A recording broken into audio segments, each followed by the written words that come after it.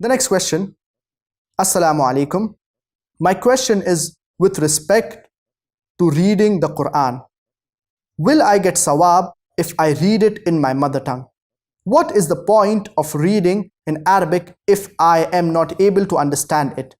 Every language has alphabets, so we can get Sawaab for those alphabets as well. This is with respect to recitation, that is tilawa. As far as reciting the glorious Quran is concerned, there are basically two types of recitations. The first is the tilawa, that is reciting the glorious Quran in the Arabic text. The second is reading the translation of the glorious Quran in any language, in your mother tongue, for example. So these are basically two types of recitations. The first, that is the tilawa, reciting the glorious Quran in the Arabic text. There is a hadith of our beloved Prophet Muhammad, peace be upon him, in Sunan Tirmidhi, volume number 5, hadith number 2910, wherein our beloved Prophet Muhammad, peace be upon him, said, "Man qara'a harfan min kitabillah, falahu bih hasanah, wal hasanatu bi ashri amthaliha. La aqulu alif lam mim harf, walakin alifun harf, walamun harf, wa mimun harf."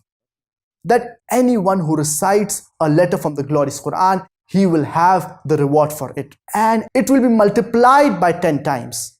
Alif lam mim, it is not a harf, but alif is a harf, lam is a harf, and mim is a harf. So every letter you recite of the glorious Quran, it will be multiplied by 10 times.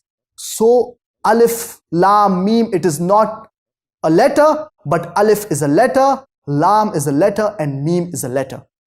So you will not get 3 rewards for reciting alif, lam, mim, but rather you will get 30 rewards for reciting alif, lam, mim.